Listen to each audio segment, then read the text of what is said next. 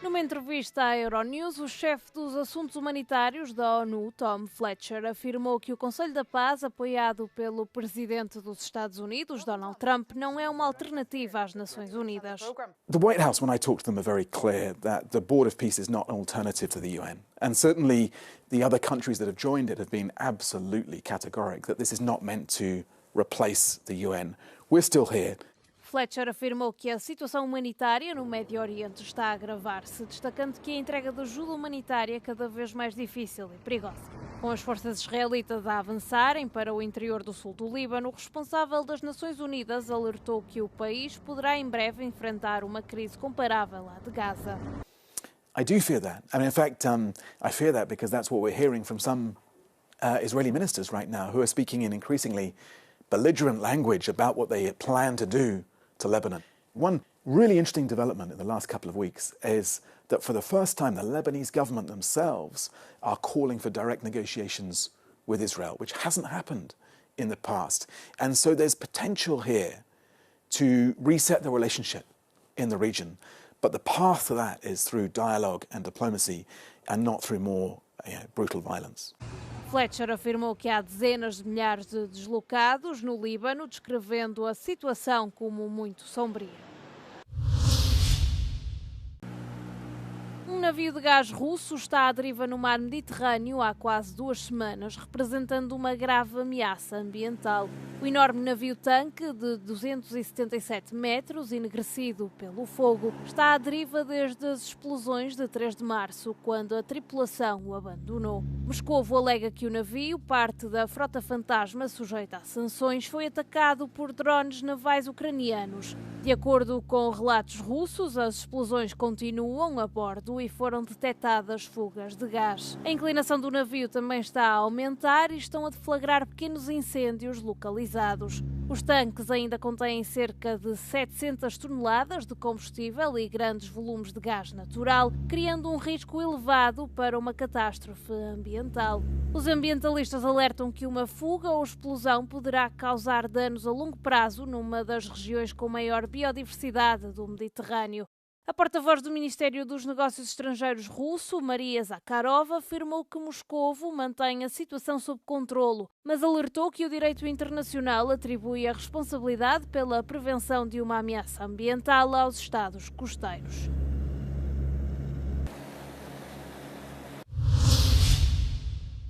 Cerca de 90 navios, incluindo petroleiros, atravessaram o Estreito de Hormuz desde o início do conflito com o Irão.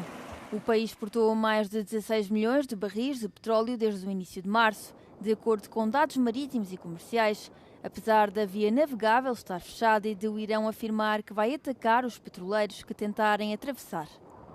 Muitas das embarcações estavam envolvidas nos chamados trânsitos ocultos, contornando as sanções e a supervisão do Ocidente. Mais recentemente, embarcações ligadas à Índia e ao Paquistão atravessaram o Estreito de Hormuz à medida que os governos intensificam as negociações. Os preços do petróleo subiram acima dos $100 por barril nas últimas semanas, levando o presidente dos Estados Unidos, Donald Trump, a exortar aliados e parceiros comerciais a enviar navios de guerra para reabrir a rota numa tentativa de fazer baixar os preços. O Estreito de Hormuz é uma rota fundamental para o petróleo e o gás a nível global, transportando cerca de 1/5 do petróleo bruto mundial. O líder da Igreja Ortodoxa da Geórgia, Ilia II, morreu esta terça-feira aos 93 anos, informou a Igreja após quase 5 décadas à frente de uma das instituições mais poderosas do país. Ilia II tinha sido hospitalizado na mesma manhã em estado crítico com uma hemorragia grave no estômago, informou o hospital. Foi uma figura marcante, é uma perda tremenda para a Igreja Ortodoxa, disse Shio Mujiri, que irá liderar a Igreja Ortodoxa Georgiana até à eleição do novo patriarca. Ilia II liderou a Igreja desde 1977, quando o país do Cáucaso ainda fazia parte da União Soviética e as práticas religiosas eram restritas. Isto fez dele um dos líderes religiosos mais antigos do mundo. Está prevista a eleição de um novo patriarca dentro de 2 meses. Durante escavações preventivas no centro de Dijon, em França, foram descobertas 5 novas sepulturas de gauleses enterrados numa posição sentada. São ao todo 18 nesta configuração, localizados perto ou debaixo do pavimento do recreio de uma escola primária da cidade. Os esqueletos são de homens virados para o oeste e sem quaisquer pertences pessoais, exceto uma braçadeira de pedra preta que ajudou a determinar a data das mortes. Nos últimos 30 anos, Dijon habituou-se à descoberta de vestígios de gauleses no subsolo. Os últimos achados permitem aos arqueólogos reforçar a hipótese de um povoado gaulês estruturado sob o que é hoje um bairro do centro da cidade. Trata-se, no entanto, de algo raro. Apenas 75 esqueletos de gauleses sentados foram encontrados em todo o mundo, 20 deles retirados de Dijon. Por descobrir está o significado da posição das ossadas. Sacrifício, honra, extermínio de inimigos.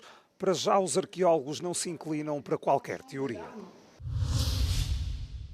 Chegou a Cuba o primeiro comboio humanitário proveniente da Europa. Cerca de 5 toneladas de material médico fornecido por organizações europeias começou a ser distribuído por hospitais em Havana por um grupo de ativistas.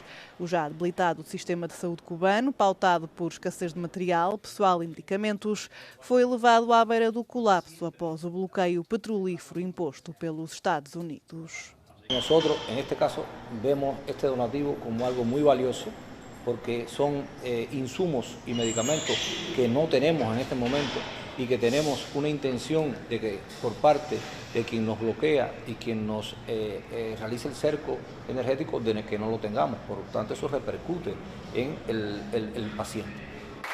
Os ativistas, que chegaram de vários países da União Europeia, da América Latina e até da Turquia, são membros de uma organização chamada Nuestra América, que pretende entregar um total de 20 toneladas de ajuda à ilha por via aérea e marítima. A comunicação social estatal cubana informou que outro carregamento partiu recentemente do Chile. Além disso, um grupo de 140 voluntários, incluindo médicos, advogados, líderes sindicais e ativistas, viaja de Miami para Havana na sexta-feira, com quase 3 toneladas de material médico.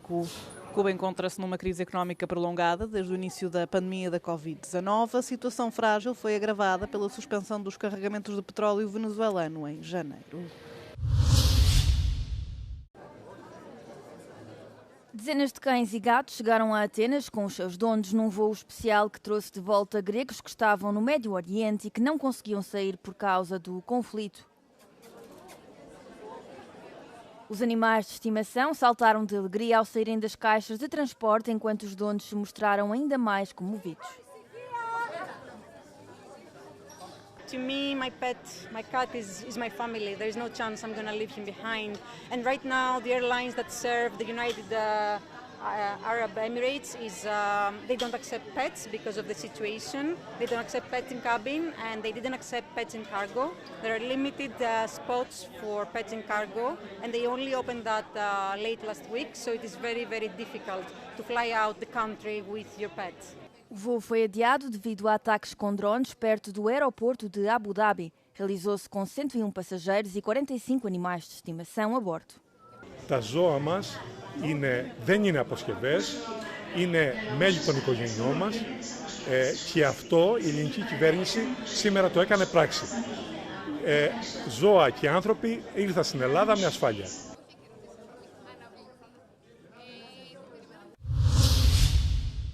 Em abril de 2022, Masha Moskaliova, uma aluna de 12 anos do 6º ano de uma escola da cidade de Efremov, na região de Tula, fez um desenho durante a aula no qual retratava uma mulher ucraniana a proteger uma criança dos mísseis lançados pela Rússia. A partir desse dia, a vida de Masha e do seu pai, Alexei, mudou para sempre.